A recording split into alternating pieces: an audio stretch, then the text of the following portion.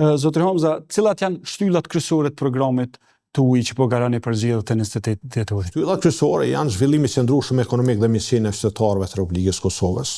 Normalisht arsimi dhe shëndetësia, është drejtësia dhe gjithsesi politika jashtme, siguria dhe integrimet.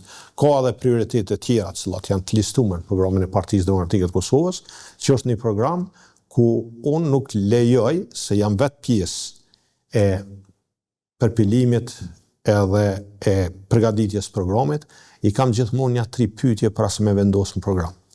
Cilat janë? Kur bëhet, sa kushton, për nga financohet. Ku janë paret? Pa pas përgjigjen çdo pyetje, nuk pranoj që me u vendos në program. Programi është ambicios, është i matshëm, po është edhe i sigurt që mundet me u financu. Në mandatin e ardhshëm, do thonë me një mobilizim të mirë, edhe jam realist në këtë parashikim. Nuk jam domethënë në skenarin maksimal, po jam në skenarin e mesëm. Domethënë Kosova mund të ketë në dispozicion për shpenzim minimum 20 miliardë euro. Këto se rezultatit hyrave të rregullta për buxhetin e Kosovës, se rezultat i financimeve dhe se rezultat i fondeve që vijnë nga plani i rritjes dhe normalisht kredive për institucioneve tjera financiare, ndërkombëtare dhe marrëveshjeve bilaterale me shtete të caktuara. Si që kemi parë edhe në fushatën e shkurtit, po edhe tash pej premtimeve kryesore është rritja paga prej 50% dhe edhe pensioneve, si dhe ulja e tatimeve. Para se marrë të rritja paga dhe pensioneve, do të thotë se për me dhënë të dushmi pas, dushmi marrë. E para është që ne të krijojmë një klimë të mirë për biznesin, për krahas sektorit privat. Për shkak se sektori privat është kontribuesi më i madh në rritjen ekonomike në Kosovë. Është punëdhënësi më i madh në Kosovë. Dhe unë gjithmonë për biznesin në Kosovë flas me respekt. Nuk i sulmoj bizneset. Duhet mi përkrah. Duhet mi përkrah me reforma, me institucionet mira të përgjegjshme, me zbatim të ligjit korrekt edhe barabartësisht për të gjithë. Jo me quajt me emra të ndryshëm, se gjithkund botë për ta të pagusin folet me respekt. Sepse ata punojnë për veti, për familjet e veta, punësojnë njerëz, paguajnë paga, kontribuojnë përmes tatimeve në mbushjen dhe rritjen e buxhetit të shtetit. Dhe normalisht që reformat cilat ne kemi planifikuar, një prej tyre është pagesa të TVSH në brendi.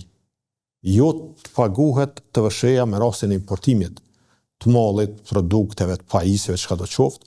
Dhe kjo është një formë sikur me avancu shtetin edhe pa shit produktet. Dhe është një ngarkesë për bizneset, e rrit koston e bizneseve dhe e ndikon likuiditetin e bizneseve. Ne këtë reformë do ta bëjmë. Pastaj, ligji për tatimin pron, i cili ka pas me hy në vitin aktual. Mi po për shkak se ka qenë vit zgjedhor, është prolonguar dhe hyb në janar të vitit tashëm. Do të jetë një barë shumë e madhe, sidomos për pronat komerciale.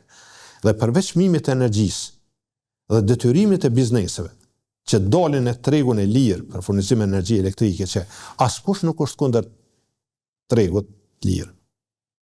Mirë po, ti dush me përgatit kushtet. Fillimisht dush me përgatit tregun, me përgatit rrethonat, me përgatit me pas ma shumë furnitor, se qëllimi është që kur ka ma shumë furnitor, kur ka konkurrencë, përmes konkurrencës mos zvoglu çmimet. Çmimi i energjisë elektrike ju ka rritur ndoshta më shumë se 100%, 200%. Do të thonë, edhe bizneset janë vendosur në vështirësi.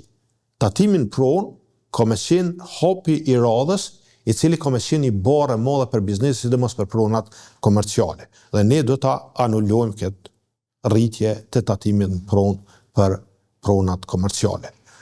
Pastaj bizneset e vogla, deri në 10.000 euro qarkullim, do të lëmë më zhvillu, janë fillestare.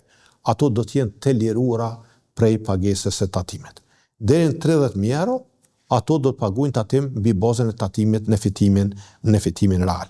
Dhe gjitha këto janë me qëllim që të përkrahet biznesi.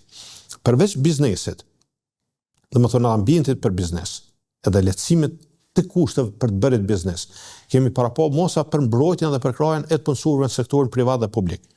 Fondi prej papunësisë do të krijohet një fond që në rast se njerëzit e humbin vendin e punës për një arsye apo një arsye tjetër, jo ata me qenë të detyruar me shku edhe me u lajmëru atje në skema sociale apo me ngel tërësisht pa të ardhura. Derisa ata të rikvalifikohen, të riorganizohen, të gjejnë një punë të re, për 6 muaj shteti mja kompenzu 80% të pagës të fundit. Ky është i dedikuar për njerëz që e humbin vendin e punës, më dhon njerëzve siguri.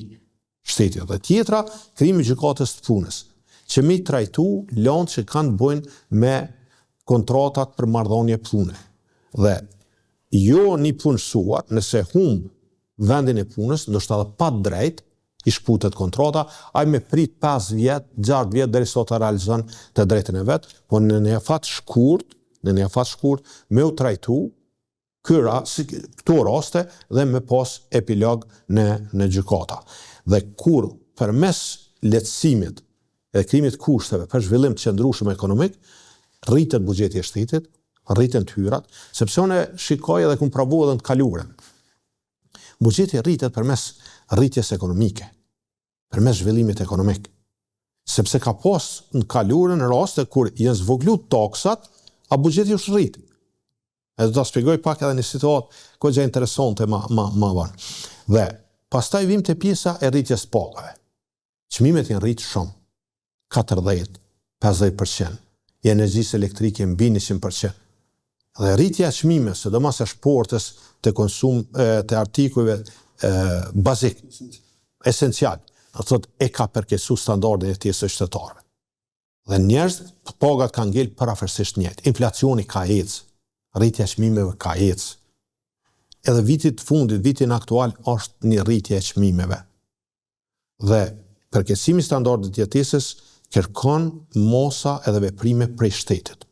Para mendoj sot një arsimtar i fizikës, i matematikës, me një rrogë 600 euro, po thonë, qysh mundet me këto shtrejtime kaq të mëdha? Tash merre mishin, tash merre bukën, tash merre qumshtin, vajin, energjinë elektrike, gjitha çështje të tjera me dalë dhe me mbyll muj. Shkollimi i fëmijëve, veshmbathja. Është e pamundur. Prandaj kemi rrit pagat. Ky nuk është premtim veç premtim elektoral. Ky është zotim. Ato që e tham, e mendojmë mirë.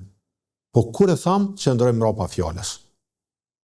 Dhe pagat kanë rrit për 50%. Për gjithë punësurët, edhe për arsimtar, mësues, profesor, mjek, punëtor shëndetësor, polic, ushtar, zjarfeks, shërbys civil dhe gjithë ata që realizojnë paga përmes buxhetit të Kosovës.